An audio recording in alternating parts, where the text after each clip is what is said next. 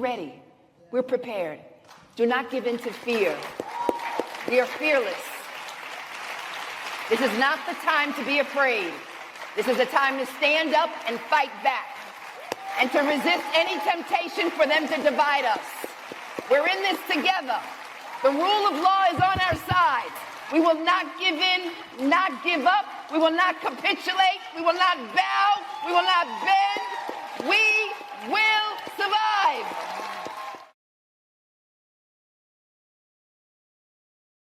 Today, Representative from the great state of New York and House Minority Leader Hakeem Jeffries used his magic minute and turned it into 8 hours and 8 hours and 40 something minutes, 44 minutes, 8 hours and 44 minutes, a record magic minute.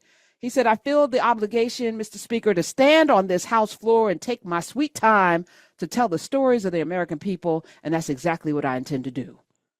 Take my sweet time on behalf of the American people. And he proceeded to speak 8 hours and 44 minutes. The last, I guess is not quite a filibuster because it's in the House. The filibuster's on the Senate side. We saw Cory Booker's filibuster earlier last month. And last time they had one was when Kevin McCarthy, who was the Speaker of the House at the time in 2021, spoke for 8 hours and 32 minutes trying to derail Joe Biden's Build Back Better, which actually was helping people, you know, capping insulin prices, bringing broadband into the communities that didn't have them, give the farmers back, you know, the black farmers in particular, their money that was withheld from them, and all these other things. School, giving, loan forgiveness and all. Build Back Better. Kevin McCarthy stood on business to stop that, but it went through. It passed 220 to 217. Well, here's the reaction to the Build Back Better and to the Biden administration. And this big, beautiful bill that's some BS and it's ugly as hell pretty much strips everything that was in the Build Back Better from us, and added $4.9 trillion in tax breaks, and added another $3+ trillion, $3.4 trillion of taxpayer dollars to the budget. 1,000-page bill that none of the motherfuckers read just got passed through today, as we knew it would. So, and as Dr. Berry and everybody on Urban View has been telling you, a lot of these things won't go into effect until after the midterms. Why? Because they think you're stupid and they think you won't know that it's coming, but it's coming. And they want to make sure they keep the House and the Senate because then they could push through never having another election. Y'all ready for that? This might be the last time that we get to vote. And I'm not being hyperbolic.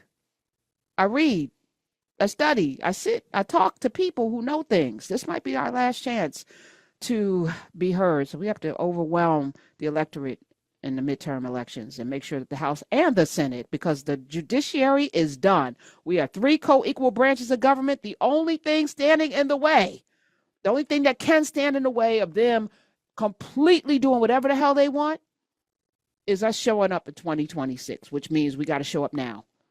Can't wait. So that happened. All right. In this bill, let me just go through.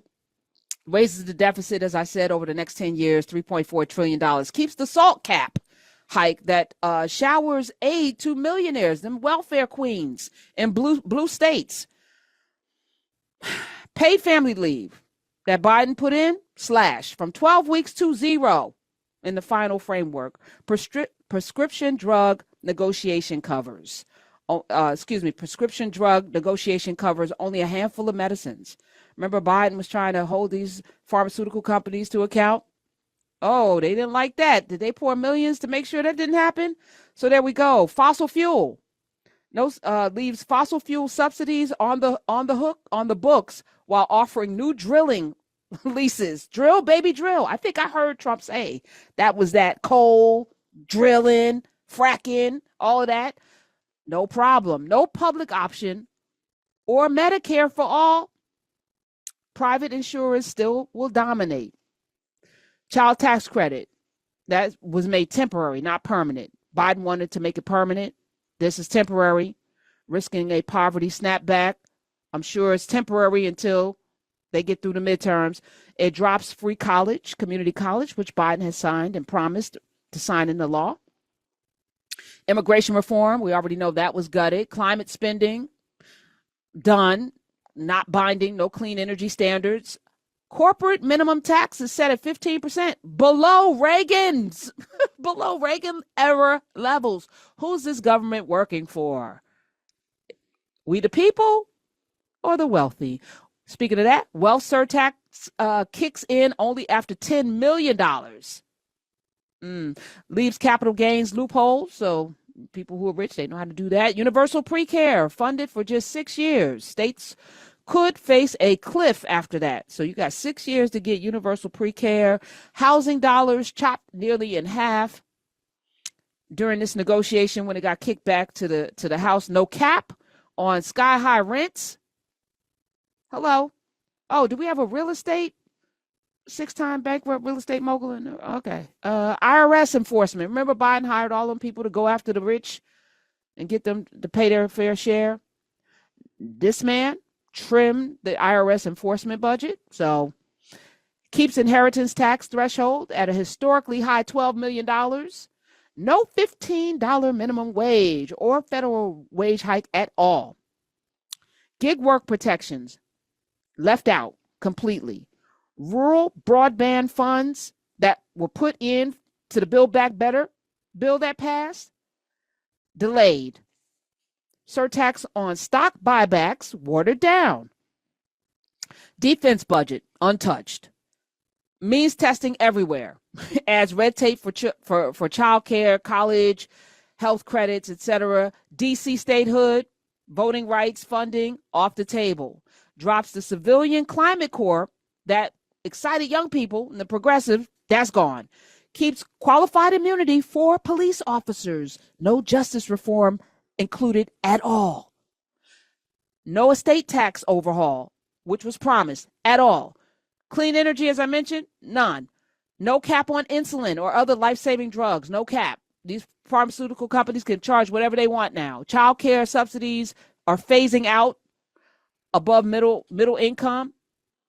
And they've left a gigantic Pentagon carbon footprint out of the climate math at all. The Pentagon can do whatever it wants. We're going to talk more about that. We're ready. We're prepared. Do not give in to fear. We are fearless. This is not the time to be afraid.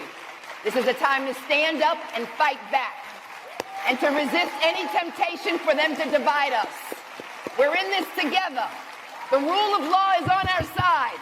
We will not give in, not give up. We will not capitulate. We will not bow. We will not bend.